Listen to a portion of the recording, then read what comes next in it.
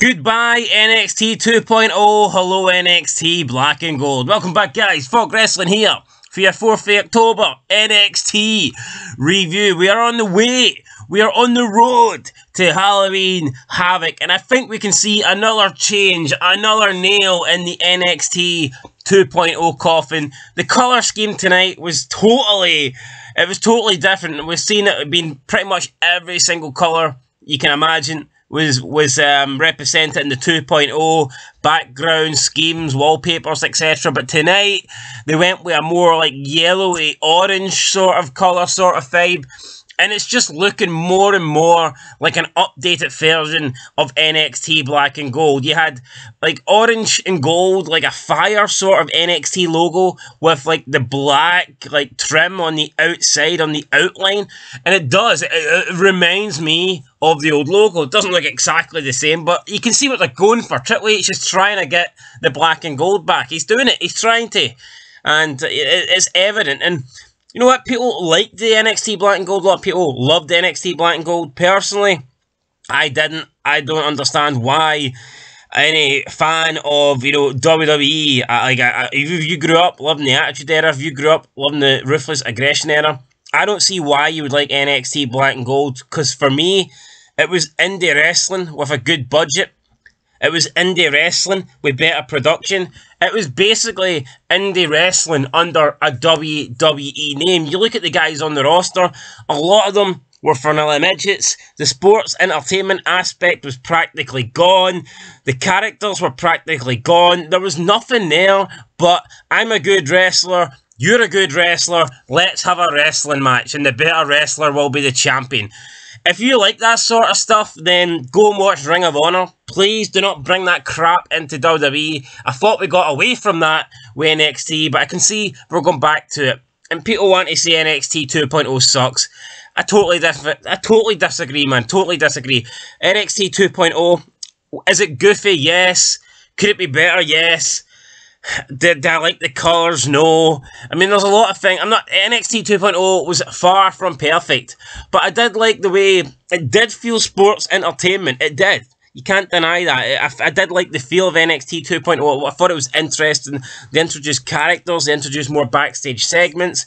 The show seemed to flow quicker. It was like broken up with more like individual segments. There wasn't anything overly long. It wasn't like 20-minute match followed by 20-minute promo. It was like match, promo, backstage, segment, promo, match, segment, promo, segment, backstage.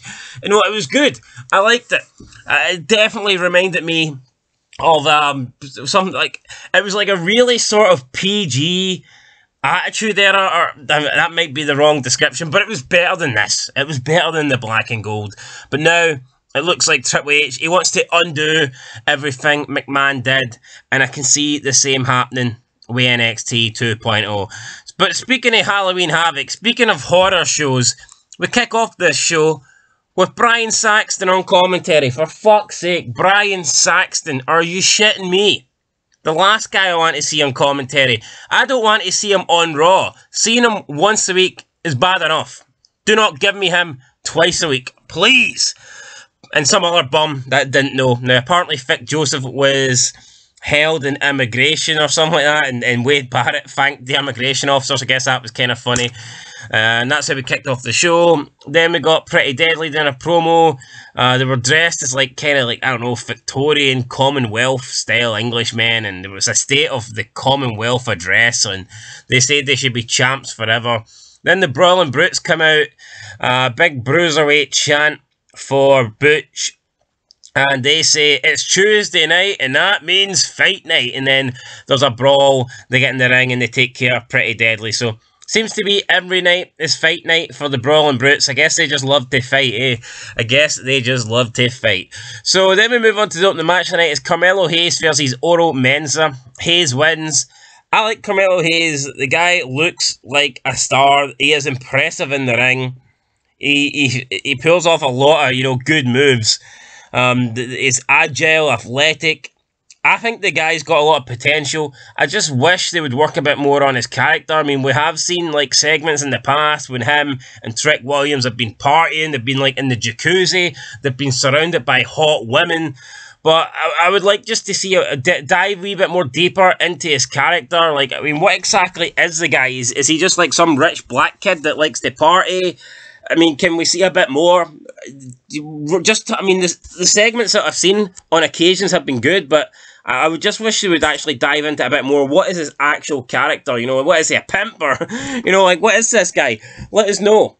Let us know down below. But I like him. I think Carmelo Hayes has got, I think there's promise there with Carmelo Hayes. Then he decides to do commentary for the next match, which was Wagner versus Chase, qualifier for the North American Championship ladder match at Halloween Havoc. Unfortunately, Von Wagner wins. On the outside, though, a bit of a scary spot. So we have Robert Stone up on, he climbs up the steps, and then Thea Hall comes from behind and lifts him up. So she's basically got him on top of her shoulders and she's walking around. Then she puts him down. Robert Stone doesn't like this. He starts arguing with Brody. Then he turns around and Thea Hall like lifts him up for a scoop slam, but it looked like in the end it was okay, but when she was bringing him down for the scoop slam, I legit thought broken neck. I was getting like Big E vibes. And I'm not saying it's Thea Hall's fault, but you've got to take into consideration, she is a woman, she's not as strong, she's lifting a man. There is more chance of this, even though a scoop slam is considered, you know, a basic move or whatever, there's more chance of this move going wrong, and it almost did go wrong. But I don't blame Thea Hall, I actually blame Robert Stone, because you can see on the way down, he didn't tuck his head at all till the last very second. In fact, he actually, you know, put his head back rather than tuck it in. And could you imagine if she didn't have the power to actually push him off and, like, you know, pull him down to actually hit the slam? If she'd have just dropped him, he's legit landing face first with the entire weight of his body coming down on his face and on his neck. I mean, he could have been paralysed there. But again, I don't blame her. I blame him because you should know that. I mean, you should understand the person doing the move is a woman, not as strong as naturally as someone else who would normally do the move to you. And you got to anticipate it going wrong. Now, did it go wrong? Did it go right? Did she not maybe have enough strength to, you know, like fully turn him around so he could land more on his back? I don't know. But I don't think he helped. Let's put it that way. I certainly don't think he helped. But anyway, nobody got hurt, so good stuff there. And Big E, wish you a speedy recovery. Don't like Big E, but fuck it, I don't want to see anybody on the sidelines. So, yeah, anyway, Von Wagner hits his finisher, he wins. And after the match, Wes Lee does like I don't know where he comes from, but he just dives out of nowhere, literally falls from the ceiling and lands on top of Carmelo Hayes. Then Carmelo Hayes runs off to the back. Wesley, we get a Wesley promo at the backstage, and then Stacks, Wesley says that's what he gets for trying to take out my neck, blah blah blah, trying to end my career. Then Stacks appears and he says that Wesley's acting all innocent, that he didn't mean to injure the Don, but Stacks says he did, and Stacks blames Wesley for taking out the Don, says that his leg's in a completely different place, in a different direction than it should be. Then Stacks says that he and the Don know how to make things look like an accident, and that's how he knows that Wesley is lying, and that his actions will have consequences. So taking out the Don will, you know, have consequences. So basically there's going to be some form of payback. Now, I like that, especially the line where Stacks said that him and the Don know how to make things look like an accident, aka, you know, they know how to attack people, take people out, maybe even off people and make it look like an accident, you know, get away with it, make it look like it wasn't them involved in the crime, etc. But what I didn't like is the fact that I thought Stacks came across as a crybaby here. It seemed like he was whining. I felt like he was like overly complaining about the fact that Wes Lee took out the Don. And like Stacks said, I mean, him and the Don know how to take people out. Him and the Don have made people disappear. So why is he crying like a bitch that Wesley injured the Don? Like, I thought it was good, that line, but when I think about it, I'm like, why isn't... To me, shouldn't he just be getting payback? Why is he standing in front of Wesley and complaining, "Hey man, you took out my friend"? I mean, he legitimately said that, my friends aren't here anymore. I mean, come on. Actions speak louder than words, and on this occasion, he's supposed to be a tough man, hitman, you know, part of the mafia or whatever. He should have been responding with actions, but is what it is. I thought the segment was okay, but I just didn't think it made that much sense that he was like overly complaining about how they tried to injure the Don or whatever. Anyway, I love Tony D. Hopefully he comes back soon. And I thought this segment was okay. I just thought it was a wee bit weird how they were like overly pushing the fact that he was complaining about the Don getting injured, when in reality, wouldn't they just, you know, do business? Wouldn't they just answer back with violence? Wouldn't they answer back physically rather than confronting him and, you know, throwing some verbal jabs? But here, it is what it is. Up next, we've got Wendy Choo versus Lash Legend. I like Wendy Choo. Wendy Choo won this match. I think Lash is pretty good when she does, like, segments. She has that TV segment, Living with Lash Legend or whatever. I think that's a good segment when she does it. It's a good TV show. In the ring, I don't think she's quite there. And the fact that she always loses doesn't help. I don't think you can get over if you're constantly losing. Now, people can say wins and losses don't matter, but name me one person that became a star by not winning. I mean, you look at Hogan, always won. You look at Austin, always won. You look at Cena, always won. I mean, The Rock won more often than not. He didn't have a good... His winning record wasn't as good as those three, but he won more often than not. I mean, Roman Reigns is the top guy at the moment. He doesn't fucking lose. Braun Breaker's the top guy. He doesn't lose. Now, I'm not saying you have to win every match, right, to get somewhat over, but if you lose every single match you're in, I think it's going to be hard to be taken seriously. And yeah, I don't really take Lash Legend seriously, so that's what I don't mind her, like I says, when it comes to like the segments and promos and stuff. But in terms of a wrestler, A, I don't think she's that good, and B, she never wins. So it's like, what the hell? Then we had Katana Chance and Caden Carter sit down interview, showing flashbacks, talking about how they got into the business, blah blah blah. Who gives a fuck? They both suck. Moving on. Nikita Leon's and Starks, Stacey Starks, Lion Starks, Solo. I can't forget her name. The one that looks like a monkey. Those two versus Toxic Attraction. Unfortunately, Nikita Leon's and Starks win. They'll be facing the champs for the belts. Then we had Sagna and the English guy that likes to fly, I forget his name. The English guy that likes to fly says that, you know, he was down. Sagna's saying he's down and all this stuff because he didn't qualify for the NXT North American Championship match. The other guy says, I forget his name. That's going to piss me off. Nathan Fraser. Fraser says he was down when he lost the first series match against Siam. But then he bounced back and he won the second one and now he feels good.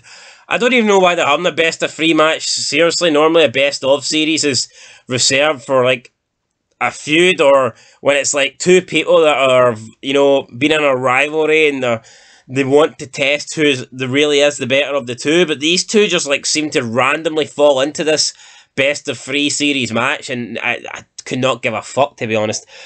But then Sagna says since he can't win the match, since he ain't in it, he wants Nathan Fraser to win. Nathan Fraser then thanks him, walks off.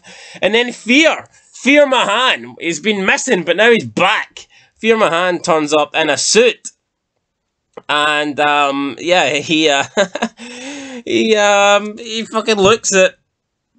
He looks at, what do you call him? I can't even remember his name. He looks at Sagna and then they just have a staring contest. And so there you go, Veer Mahan. He didn't last long on Raw, did he? He lasted a lot longer than I thought he would, but at the end, you know, that whole character got pulled. He was never going to be this dominant heel. He was never going to have a run. He's never going to be top man. The guy fucking sucks, right? He does. It is what it is. So I'm not surprised to see him back on the development show wearing a suit. God knows what he's doing. Then we get an Ila Dragnovic segment. He says that he had to relinquish the belt. It wasn't his fault. He says that he should have been in the spot of Tyler Bates when it was the title versus title match. He says he doesn't feel pain.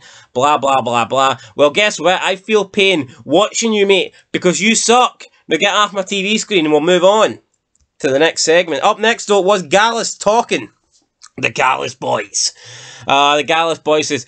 Gallus boys didn't realise how soft the NXT security were. I mean, what? Security gets battered every single week. Fuck me, there was like 8 security guys on SmackDown. They couldn't even hold Ronda Rousey and Liv Morgan apart. So, I mean, we've known for ages now that security suck, right? This is not a new thing in WWE. One punch and security are down for 10 minutes. The security are worse than the fucking referees, for God's sake. But yeah, Gallus say when they come back, they're not just coming back for the tag titles, but they put Braun Breaker on notice saying they're coming back for the gold, and it will finish Gallus on top. Then we get the Grayson Waller Effect show. I like this. I think this is the best talk show in WWE I have seen in a very long time. It felt fresh. Grayson Waller as the host felt really good. Obviously he's charismatic, he's a good talker, but you legit felt like it was his show and it wasn't just some like generic. Now, I like Miz, right, but Miz TV's been going on for so long, it's the same shit. They need to end Miz TV. This was actually good. He had Cora Jade and Roxanne Perez on it. Obviously they're talking about their upcoming match. Cora Jade says that the internet, everyone found out that Perez is all internet hype and no ability. She says that Perez couldn't live in a generation of Jade. Then Perez says that Cora had faked this whole nice girl act for a whole year that no one was buying. Then that made me think, I mean, well, you bought it because you were her friend for the past year. You weren't expecting it when she turned on you. No one was expecting it, so how did no one buy it? That made no sense to me when Perez said that she was doing this whole fake nice girl attitude for a whole year, but she said no one was buying it, and that's why Cora Jade changed. Well, I mean, everyone did buy it for a year because no one's seen the heel turn coming, so I don't get it.